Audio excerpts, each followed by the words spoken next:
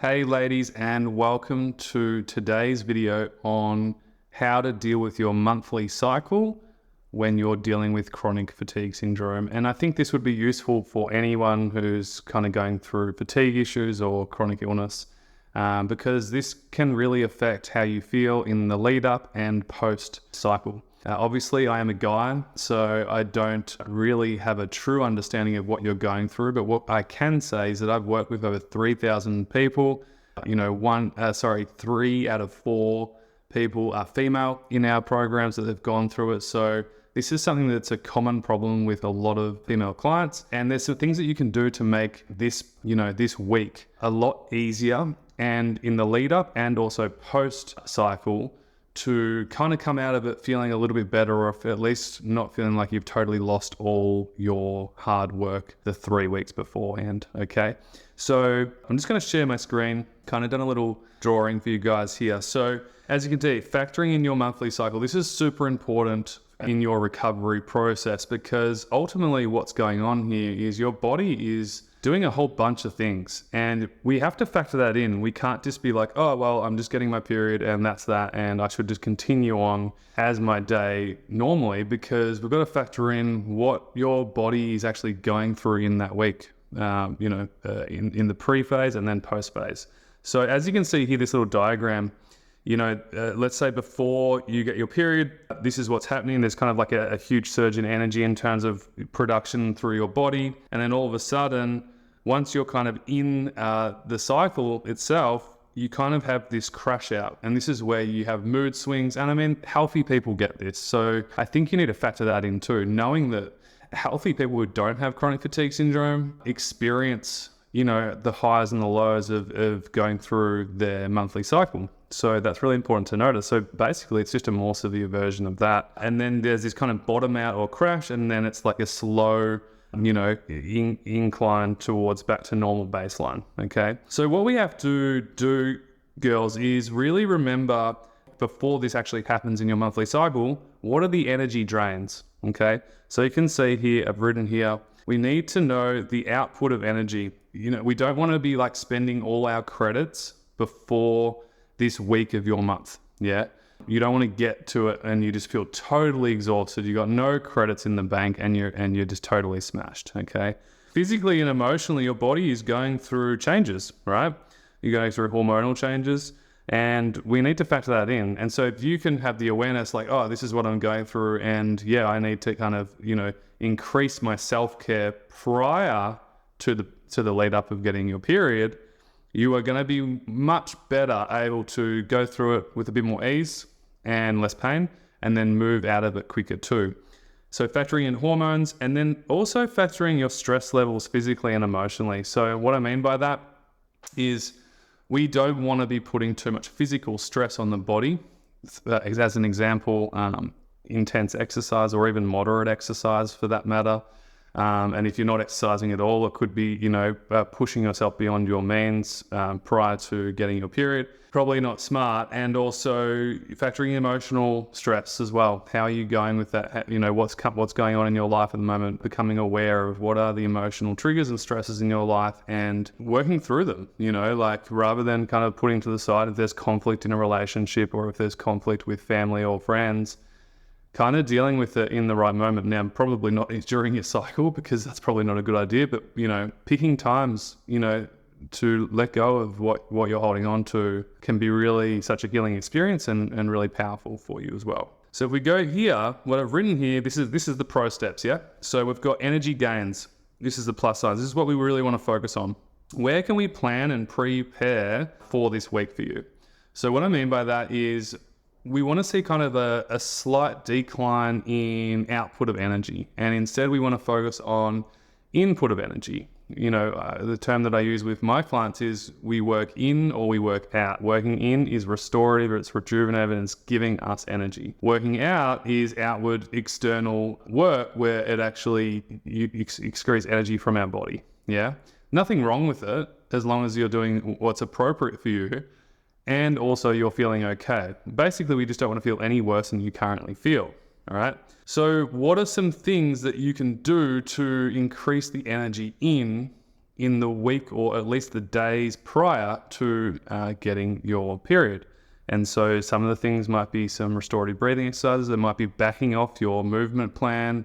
It might be going to bed a little bit earlier. It might be, having a bath. It might be, journaling. It just might be just slowing things down in the 3 days beforehand that you start to feel it coming on. Okay. And this has a huge effect. Like, I've seen so many of our clients do this and do this stuff, and it's just been so transformational for them and made their monthly cycle so much easier to get through.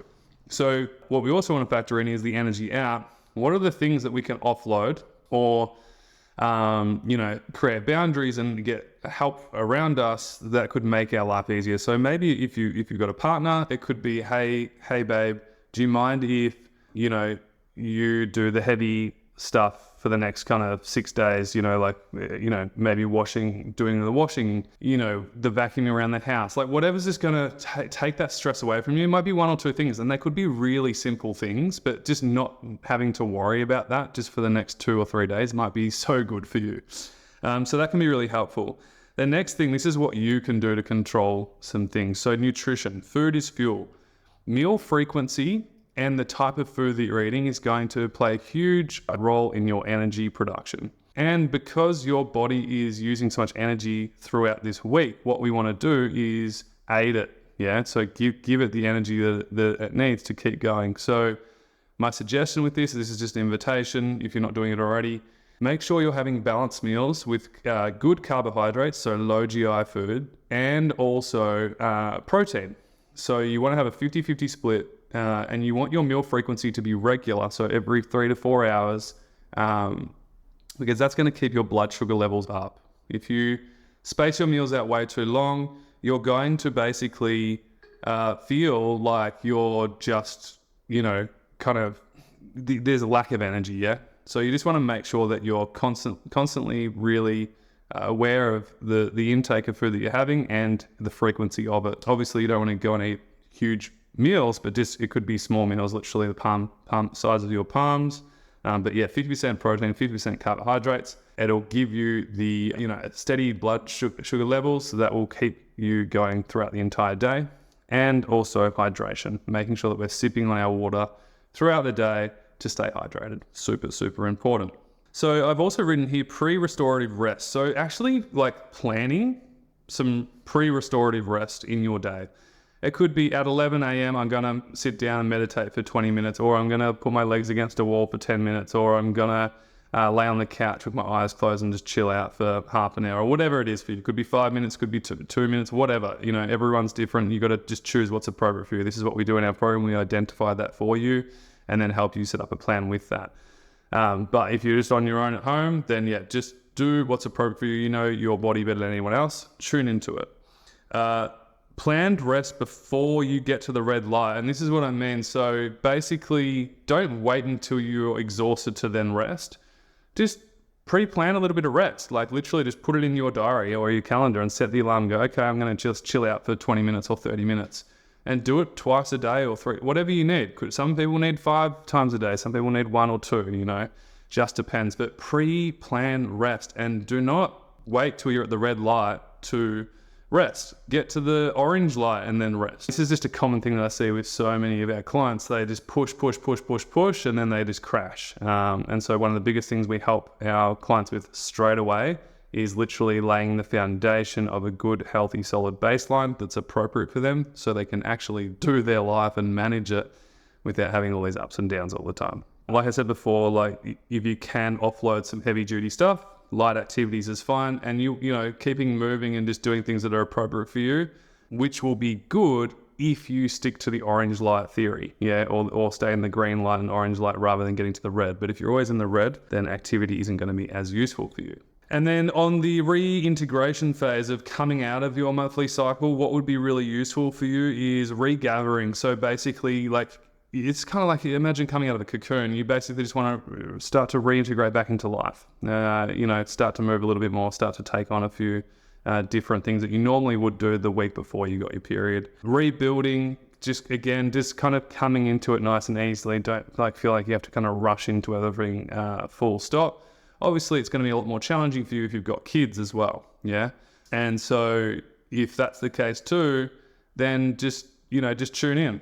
Just tune in, do what you can, be flexible. There's no perfect. And this is the other point, like stop trying to get everything perfect and just do what's appropriate for you and pre-plan these things. There's that saying, poor preparation. If you prepare, prepare to fail. If you don't prepare to fail. And so pre-planning is going to be useful. Luckily, girls are really good at that, mostly. I can definitely speak for myself in that context. And then moving forwards, once you're rebuilding, you're getting back into your week after post period, then just moving forwards and getting back into your life. And that will be really, really helpful. And this will stop this like kind of up and down feeling that you kind of have. Instead of this like kind of up and down, kind of yo-yo, what we want to do is just smooth it out a little bit. You might not still feel as good, but you can see there that it's a lot better than kind of having this up and down experience for yourself. So I hope that helps. Just a quick recap.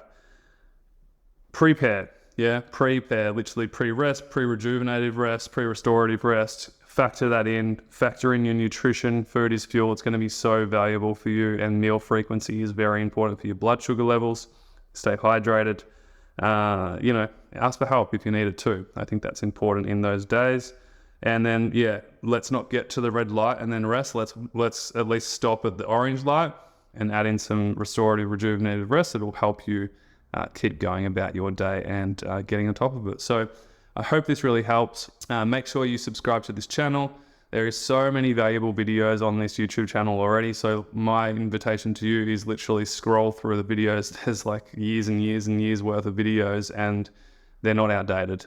Some of the stuff is just really timeless. So I hope that helps. I'll leave a link in the description for some free resources for you. So there's a free training on how to create your own baseline, which will kind of get you started on laying the foundations.